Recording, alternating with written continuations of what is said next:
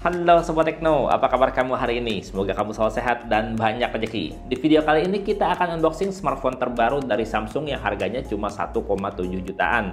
Tapi spesifikasinya udah sangat lumayan ya untuk standar Samsung ya. Kita lihat yuk, smartphone-nya ini sob. Samsung Galaxy A03s seri A yang rendah ya. Masih pakai 03, tapi udah pakai S yang pasti rasanya lebih nikmat dari yang nggak pakai S.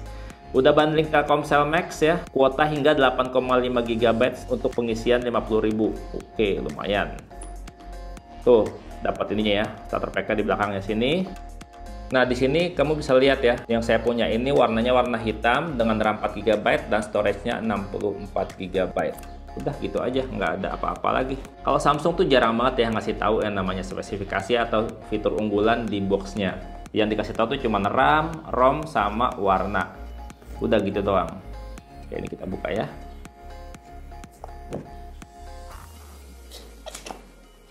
Aku buka semua, kita dorong. Nah, oke, kita buka. Tadi kita udah dapat kartu ya, SIM card. Nah, di sini kita dapat buku panduan, kartu garansi kosong ya, nggak ada lagi. Kemudian tentu aja smartphone-nya di sini masih diplastikin. Oke, kita dapat juga nih ada image stiker, kabel charger USB-C, panjangnya standar ya sob ya, USB-C itu USB-A ini, dan juga kita dapat charger adapter yang outputnya kecil sob, 7,5 watt doang. Charger adapternya segini. Baterainya 5000 mAh tapi dikasih charger adapter yang cuma 7,5 watt aja. Isinya berapa lama ya? Kemudian terakhir nih kita dapat SIM card ejector ya. Bentuknya kayak gini sob, SIM card ejectornya. Standar banget. Agak bingung juga sih saya sama brand smartphone. Kenapa nggak ngasih softcase? Padahal kan softcase itu modal dasarnya itu paling sekitar 2.000-3.000 rupiah buat softcase aja. Karena kalau kita beli smartphone yang harganya nggak mahal-mahal banget gitu ya, smartphone biasa, itu kalau smartphone keluaran terbaru tuh nyari casingnya tuh susah banget. Oke, kita langsung ke handphonenya ya. Ini handphonenya masih diplastikin, kita buka dulu. Wow, lumayan cakep sob. Ini untuk HP harga 1 jutaan ya, 1,7. Dia nih bodinya tuh masih pakai body polikarbonat dan bodinya ini dibikin ngedoff gitu sob. Ada tekstur-tekstur halus kayak sidik jari, tapi dia tuh jadi ngedoff gitu ya. Jadi nggak nempel-nempel sidik jari, dan kalau digoyang-goyang tuh nyaris ada efek holografis gitu, tapi nggak kelihatan banget ya. Jadi ini tuh kelihatannya tuh kalem, minimalis gitu sob. Dan bagian kameranya juga tuh dibikin kalem gini. Cakep sob. Wih. Untuk harga 1,7 juta, ini desainnya menawan menurut saya. Di sisi kanan sini ada tombol power dan tombol volume, di mana tombol powernya ini udah ada sensor sidik jari ya. Di sisi atas ada mic sekunder. Di sisi kiri ini kita ada slot kartu ya, kita buka slot kartunya, kita lihat. Ini storage-nya 64 GB dan slot kartunya juga dikasih yang udah dedicated sob. Jadinya kamu bisa tambahin micro SD.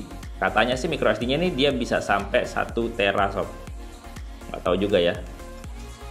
Nah, terus di sisi bawah sini ada lubang-lubang semua ngumpul ya. Di bawah ada grill speaker, lubang mic, port USB, dan juga port headset.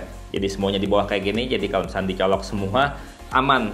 Kabel tuh adanya di sisi bawah semua aja, jadinya lebih rapi. Lebih enak lah kalau misalkan dipakai buat belajar online ataupun buat Google Meeting atau buat Zoom Meeting. Asli saya suka sama desain bodinya, karena desain bodinya tuh kalem, minimalis, dan juga classy kalau menurut saya. Dan ini juga bodinya tuh berasa firm dan juga berasa solid di genggaman.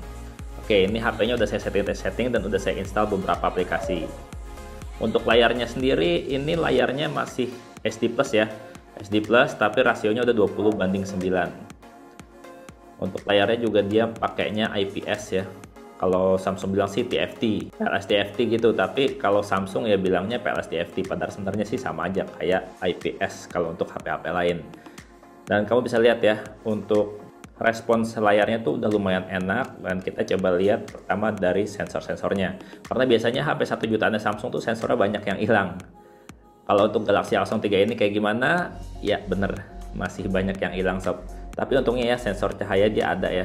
Jadinya kalau untuk pengaturan brightness layar dia tuh nggak perlu ribet. Giroskopnya nggak ada, magnetik nggak ada, jadi HP ini confirm nggak bisa yang namanya buat kompas dan juga nggak bisa yang namanya buat virtual reality. Kalau main PUBG Mobile juga dia nggak bisa pakai gyro. Oke. Nah, untuk spesifikasi lainnya kayak gimana, kita coba buka Antutu benchmark ya. Secara skor Antutu juga ini udah lumayan kalau buat penggunaan harian karena dia udah 100 ribu. 100 ribuan lebih ini tuh kalau buat penggunaan hari-hari itu udah enak banget lah sob, udah nggak bakalan berasa ribet. Dan kalau dilihat ya, untuk sensor-sensornya dia tadi kan banyak yang kurang, tapi kalau untuk kameranya gimana, kita lihat di sini ada kamera depannya itu dia 5 megapiksel aja sob, sementara kamera belakangnya 13 megapiksel. Oke, kita cobain kameranya ya. Lihat ya, kualitas kamera normalnya kayak gini. Shutter speednya lumayan cepat dan hasilnya tuh lumayan bagus ya sob. Ini kameranya 13 megapiksel. Kita coba lagi ya. Tuh, hasilnya kayak gitu sob. Sekali lagi.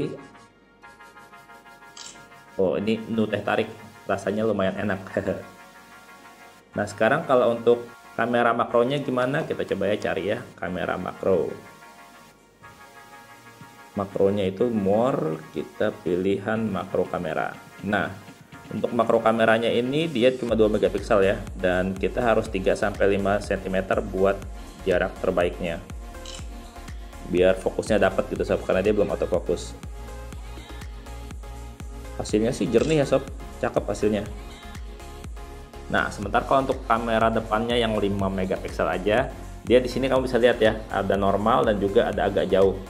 Sebenarnya ini kameranya ini kalau pas yang normal gini dia di crop, jadinya lebih dekat gitu sob. Pertama yang normalnya ya. Tuh kayak gitu hasilnya. Nah, kalau agak jauh kayak begini hasilnya. Terus kalau untuk potretnya kita cobain ya, mode potretnya. Kayak gitu sob hasilnya sob. Sebenarnya HP ini tuh udah cukup oke ya sob untuk HP harga 1,7 jutaan, apalagi ini mereknya Samsung. Karena yang namanya Samsung itu biasanya kualitasnya tuh bagus sob. Ya harganya emang agak berasa mahal dibandingin yang lain kalau ngeliat spesifikasi, tapi awetnya berasa. Oke, kalau untuk dipakai buat main game kayak gimana, kita cobain buat main game PUBG Mobile ya. Oke, sekarang kita udah masuk game ya. Saya mau kasih lihat untuk settingan grafis yang bisa didukung kayak gimana. Settingan grafisnya tuh di smooth medium dan balance medium aja. Jadi kita mainnya di smooth medium aja ya, biar lebih nyaman mainnya. Oke, sekarang kita cari tempat mendarat yang baik.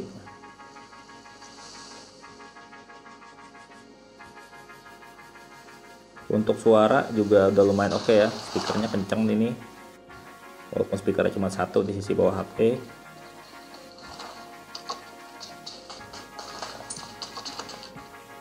Malah keluar.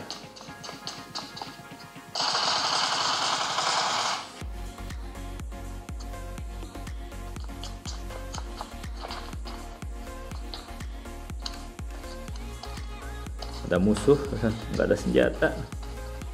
Kabur.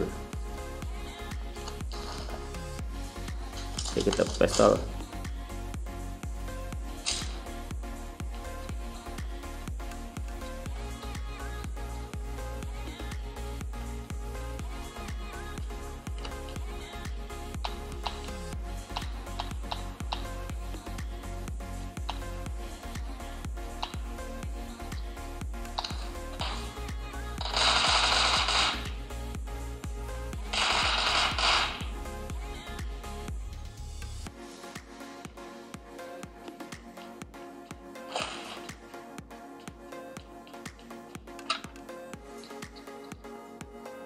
Kalau dipakai buat lari ini masih lumayan oke ya.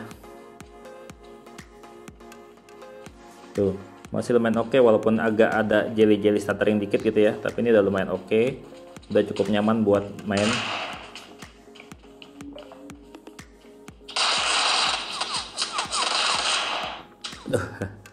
Mati sob, agak-agak ngedet ya, agak-agak drop frame pada saat lagi main pas hadapan sama musuh. Jadi kalau buat main game PUBG Mobile ini berasa agak kurang nyaman sih. Tapi overall untuk harga 1,7 juta ini HP udah oke banget, karena ini satu, ini merek Samsung, dan kedua juga kameranya cakep sob, dan performanya udah cukup lumayan untuk penggunaan harian. Kalau menurut kamu gimana sob? Samsung Galaxy A03S ini? Coba di komentar. Dan Bang Seto pamit, sampai jumpa di video berikutnya. Bye-bye. Kenapa buat PUBG tadi kurang enak ya? Cobain video reviewnya, kita cobain lagi lebih lama mainnya.